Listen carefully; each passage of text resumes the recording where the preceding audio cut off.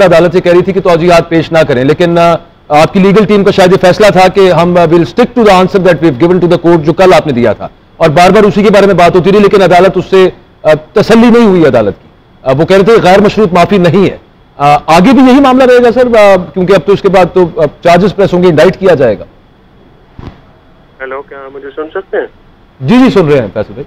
हाँ, वो legal team में मैं शामिल नहीं हूँ। जी जी मैं वो लीगल टीम ने अपना जो एक स्ट्रेटजी बनाई है, लेकिन ये आज जो दो मामलीन थे अमायकस, जो मुनीर मलिक साहब और मखदूम अली खान साहब ने जो सजेशन दी और जो दलाइल दिए, मेरा ख्याल में वो बहुत साइब थे, और उनके ऊपर जो 99% केसेस में तो जी अदालत जो होती है वो तौहीन में माफी, अनकंडीशनल अपॉलॉजी जो है वो एक्सपेक्ट करते भी हैं, और काफी सारे मामला उसमें जो है वो हो भी जाते हैं। ये तौहीन अदालत के मामला जो हैं सियासी तारीख में वैसे पहले भी आए हैं, नवाज शरीफ साहब के ऊपर भी लगते रहे, उनका एक रिएक्शन था।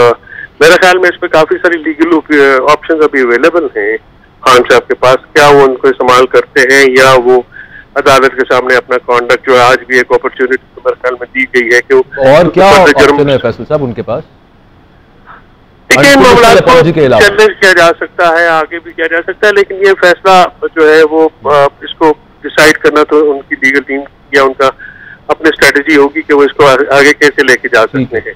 तो क्योंकि हाईकोर्ट का मामला है, इसमें कानून में भी गुंजाइश है, लेकिन क्या इस मामले को आगे लेके जाना चाहिए या नहीं लेना चाहिए, इसके लिए इसको हल करने के लिए कोई और स्ट्रेटेजी है, ये गालिबन वकीला को या उनकी टीम को ये इस पर सोचना होगा, और वो इसको आगे कैसे लेके जाते हैं उसको मजीद। अच्छा, आपका इस पर आपका जाती ओपिनियन क्या है? आप पाकिस्तान तहरीक इंसाफ की तरफ से गो के ये दरखास्त है इस्लामाबाद हाई कोर्ट में, लेकिन चूंकि आप उस लीगल टीम का हिस्सा नहीं है कि सो मोटो का इख्तियार हाई कोर्ट के पास नहीं है, ये सुप्रीम कोर्ट के चीफ जस्टिस के पास है, और यहाँ पर जो इस्लामाबाद हाई कोर्ट के उस वक्त के कायम मकाम चीफ जस्टिस साहब ने ये नोटिस लिया था, ये नहीं हो सकता। इस पर आपकी राय क्या है?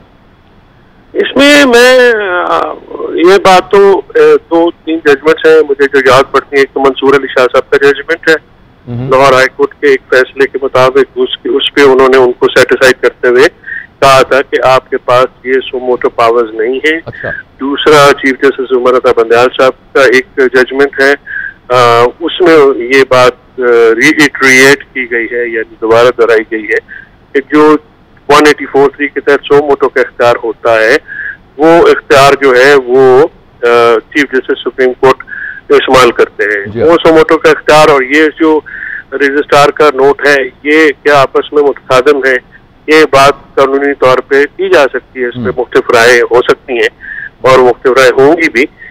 जो सेटल प्रिंसिपल इस वक्त तो है कि सो मोटो का इख्तियार जो है वो उस सिर्फ सुप्रीम कोर्ट ऑफ पाकिस्तान को है। तो इन अदालत की कवानीन के जो है वो उसमें मुख्तलिफ किस्म की कंटेम्प्ट है। जो कंटेम्प्ट जुडिशियल कंटेम्प्ट, जिसमें क्रिमिनल कंटेम्प्ट जो कहा गया है आज, उससे मुझे लगता है कि सो मोटो का इख्तियार हाईकोर्ट के पास शायद नहीं था। ठीक। अच्छा, और दूसरे रेस्ट्रेंट के हवाले से जो आप बात कर रहे थे कि 99% केसेस में अदालत माफ कर देती है, लेकिन आज निहाल हाशमी साहब के केस का बाकायदा मौजूद जज साहिबान ने खुद हवाला दिया। उन्होंने कहा कि उन्होंने अनकंडीशनल अपॉलॉजी की थी, उसके बावजूद उनको सजा भी हो गई, और इसी तरह मतलब और ये साथ कहा गया कि उनका जो था वो जुडिशियल कंटेम्प्ट का मामला था, ये तो क्रिमिनल कंटेम्प्ट का मामला है।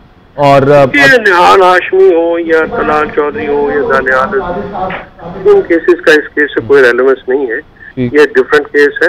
उन पे जो कंटेम्प्ट की नौयत थी वो और तरह की थी, और उस वक्त जिस तरह की माहौल में वो तकरीरें उनकी बहुत सारी तकरीरें थी, जो कि वो प्रेस कॉन्फ्रेंसेस थी, वो एक कॉन्टिन्यूस अटैक थे पनामा केस के हवाले से। ये जो मामला है, इसमें जो जुडिशियल रेस्ट्रेंट अगर शो की जाती तो मैं समझता कि बेहतर हो। मैं समझता हूँ बतौर लॉ ऑफिसर और ऑफिसर ऑफ द कोर्ट, वो मैं एक्सपेक्ट करता हूँ कि बेहतर, और मेरा ये हमेशा से कोर बिलीफ रहा है। ठीक, बहुत शुक्रिया। फैसल चौधरी साहब हमारे साथ मौजूद थे। इरफान कादिर साहब ने हमें ज्वाइन किया है, एमिनेंट लॉयर हैं। बहुत शुक्रिया सर, आपने वक्त दिया है। आज जो प्रोसीडिंग्स रही हैं आप अप टू डेट होंगे उसके साथ, सब मामले के साथ। इमरान खान साहब ने आज, उनके वकला ने, उन्होंने भी बार बार उनको कहा गया कि आप तौजीहात पेश ना करें, लेकिन अनकंडीशनल अपॉलॉजी उनकी तरफ से नहीं आई है। अब आगे मामला आ गया है, क्योंकि और ऑप्शन जाहिर है कि जो नजर आ रहा है वो बची नहीं थी, वो आगे अब इंडाइटमेंट की तरफ फर्द जुर्म की तरफ मामला आ गया है। तो जो आज समाज चली, आपको आगे क्या नजर आ रहा है? बड़े सख्त रिमार्क्स आज सामने आए हैं जज साहब आगे। मैं समझता हूं कि उन्होंने जो कहा है मुझे अफसोस है। तो ये एक किस्म की माफी उन्होंने मांगी है अपनी तरफ से, गो के लफ्ज माफी का इस्तेमाल नहीं किया। तो ये इसलिए उन्होंने ये इस किस्म की माफी इन अल्फाज में मांगी है ताकि जो अवाम है, क्योंकि वो लीडर हैं, तो लोग ये समझें कि भाई वाह बड़े दिलेर हैं। तो उन्होंने तो खाली अफसोस का है, माफी नहीं कहा। तो अदालत समहाउ इस चीज पे एग्री नहीं की, उन्होंने इसको माफी भी फिलहाल तस्वर नहीं किया। तो गो के उन्होंने अफसोस की बात किया, तो अदालत ने यही फैसला किया है कि उनके खिलाफ इस पे पेशरफ्त होगी तौहीन अदालत में, और फिर फर्द जुर्म भी आयद होगी। तो आज तक की जो कार्रवाई है, जो मैं समझा हूं, वो तो इतनी है। आप अगर कोई सवाल उस पर पूछना चाहें तो जरूर पूछें। जी जी, अच्छा, ये जो उन्होंने बार बार हामिद खान साहब की तरफ से भी कहा गया कि मेरे जो मौकिल है वो ये कह रहे हैं कि आइंदा ऐसा नहीं करूंगा कभी, और जाहिर यही कहेंगे, लेकिन और साथ उन्होंने कहा कि मुझे पछतावा भी है और मुझे किसी किस्म की कुछ शर्मिंदगी नहीं है कि ये मान लूं कि ये गलत हुआ है सब कुछ। तो ओवरऑल है देखें, ये जो कह दिया कि हम आइंदा नहीं करेंगे, वकील जो है, सबसे पहली बात तो ये है कि ये जो वकला माफी वाले केस में बीच में आ जाते हैं, कभी अगर किसी ने माफी मांगनी है तो कानून में माफी तो वकील ने नहीं मांगनी ना, माफी तो उसने मांगनी है जिसने तौहीन की है। तो हम वकला जो है, अगर हमने माफिया ही मांगनी है तो फिर हम ये इस तरह के केसेस हमें लेने भी नहीं चाहिए।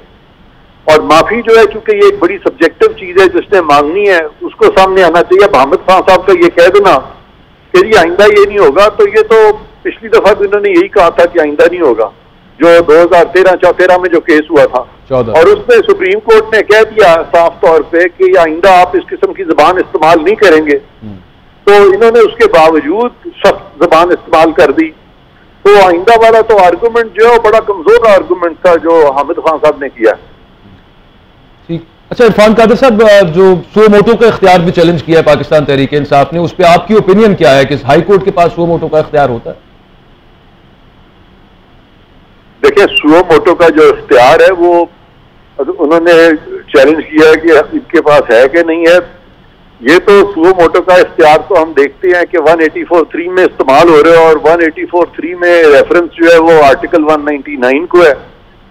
तो यहाँ पे सुओ मोटो का इख्तियार हाई कोर्ट्स भी इस्तेमाल करते रहे हैं। अच्छा। और सुप्रीम कोर्ट में भी ये इस्तेमाल होता रहा है। ये अब देखते हैं सुप्रीम कोर्ट इस पे क्या व्यू लेती है। ये एक अलग डायमेंशन। अभी तो दरखास्त हाई कोर्ट के पास है ना सर? जी, अभी तो हाई कोर्ट के पास ये दरखास्त, आपके पास? हाँ, लेकिन सुप्रीम कोर्ट में आप देखें ना कि अकेले चीफ जस्टिस जो है इन आइसोलेशन के इख्तियार इस्तेमाल कर रहे हैं, उसकी भी तो नजीरें मौजूद है। लेकिन यहाँ पे तो ये सारे जजेस ने मिलकर इख्तियार इस्तेमाल किया। तो ये कहना कि ये हाई कोर्ट ने नहीं किया, हाई कोर्ट ने तो तकरीबन इतने सारे जजेस ने मिलकर किया है, जो कि मेरा ख्याल है परहैप्स उन्होंने बाकियों को भी कंसल्ट किया होगा। सही।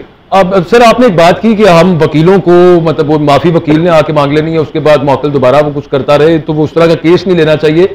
आज जो वकील हामिद खान साहब, उनके वकील जो है वो दलाइल दे रहे थे, उसमें तीन दफा इमरान खान साहब ने कहा है कि मैं रोस्ट्रम पे आके कुछ एक्सप्लेनेशन देना चाहता हूं। गो कि अब टोटल डिस्कशन है अदालत की कि वो किसी को अलाउ करें या ना करें, तो लेकिन उनको अलाउ नहीं किया उन्होंने वहां पे आके। तो हो सकता था कि वहां पे अगर वो खुद आके उस वक्त अनकंडीशनल अपॉलॉजी टेंडर कर देते तो मामला शायद खत्म हो जाता। मेरा ख्याल है कि अदालत ये समझती थी कि खान साहब इस चीज की नजाकत को नहीं समझे,